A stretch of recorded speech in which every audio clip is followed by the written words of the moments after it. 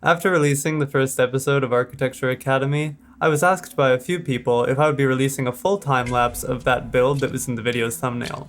So I thought, since I'm still working on the second episode in the series, which will be talking about the concept of depth more in depth, for lack of a better word, I would put together this little time-lapse. Unfortunately, I am missing some footage from the build because it was never intended to be a video of its own, but I hope you enjoy regardless. Anyways, while this plays, there are a couple things I want to talk about. I think that there's a fundamental misunderstanding that people have about megabuilds like these. I hear a lot of people saying that they could never build things like this, these huge structures that they'll see on Reddit or Instagram. Of course, most of the time when I actually ask them, have you tried? The answer I get is a resounding no. And since my goal is to teach anybody who's interested how to build things like this, if not better, I wanted to talk about some misunderstandings I've seen about these builds. And some people would probably disagree with me, but I actually think that megabuilds are easier to make than the smaller stuff. This is because fundamentally Minecraft restricts you with the size of your builds.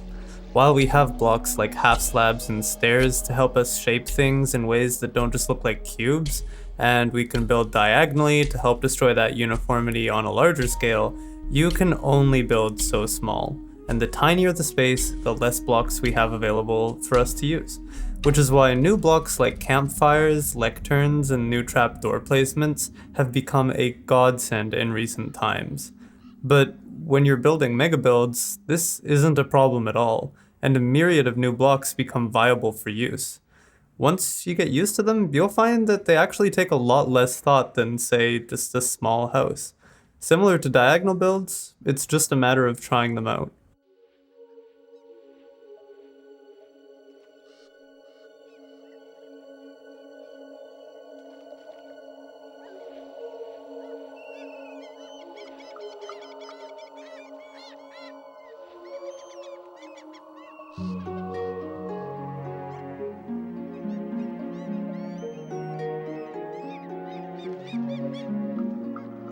In my experience, there are two main reasons that people don't think that they could make this kind of thing. The first is that they think it's a lot of blocks to place, which is sort of true and sort of not. Because of tools like World Edit and Voxel Sniper, these builds actually don't take nearly as much time as you think. This one here probably took me about 12 hours, which is less than half the time putting together my first video took. And the only reason it even took me that long is because I neglected to plan it out properly and had to go back and fix a lot of things throughout the build. As for the second reason, it's just that people think they don't have the imagination or visualization ability to come up with these things. This, I would argue, is also a bit of mistaken thinking. You have to understand that even this build, for example, I looked up some concept art of keeps and castles to get a feel for the shape that I'd want, and then I got more clever and unique ideas as I was partway through building. Things like terrain, the docks, the towers on the sides with that spiral design, they all came to me as I was building. And most of my builds end up looking nothing like the original concept art that inspired me.